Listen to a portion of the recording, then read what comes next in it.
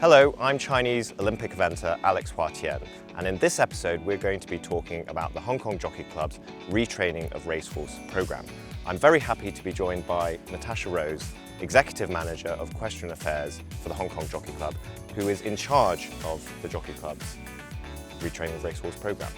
Perhaps you can talk to us a little bit about not just the programme itself, but its legacy and its history so far. Yeah, absolutely. As you probably know, the Hong Kong Jockey Club's the racing side and the equestrian side are very linked. So when an owner actually retires a horse, they have two options. They can either decide to export their horse privately overseas, or they can donate the horse to the club. And if they donate the horse to the club, then they enter our programme. We've got expertise from all over the place, and that ranges from, of course, the team of vets, to the farriers, to specialist saddlers. We would look at feed programmes, nutrition, but not only that, our expert work riders who we can see in the background here, we bring in lots of different disciplines together. Back in the day, kind of from the 60s and onwards, they would have solely been based here at Bees River Equestrian Centre. But not so long ago, in 2020, we opened a retired horse unit in our Chung Fa training base. We have a team are in the retired horse unit. We also work very close again with the vets and the farriers, but we also, in addition, have access to the rehabilitation unit.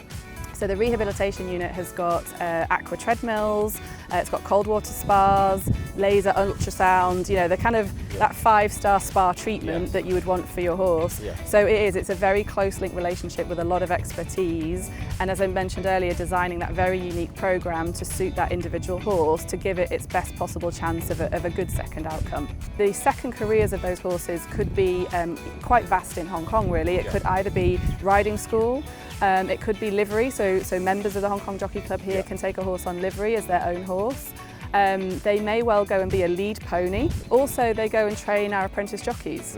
So the Racing Talent Training Centre would take some of the retired horses here, and they would be used to teach, the new young up-and-coming jockeys. And how long, on average, would it take to start it on its next journey? Yeah.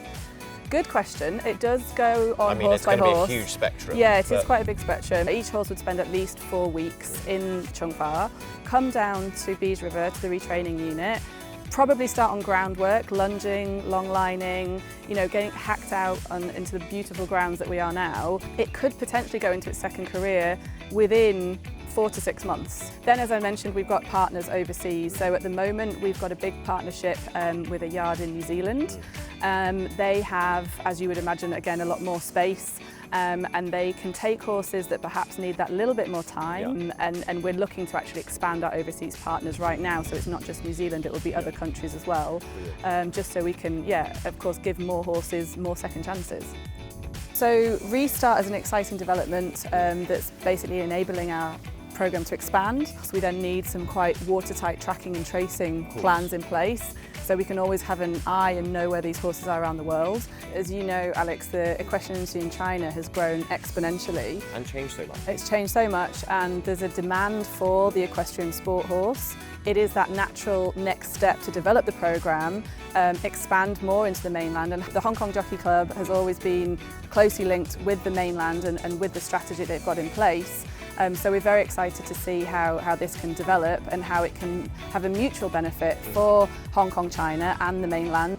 We couldn't be doing any of this, without the horse, and that's why their welfare and their well-being is so important to us.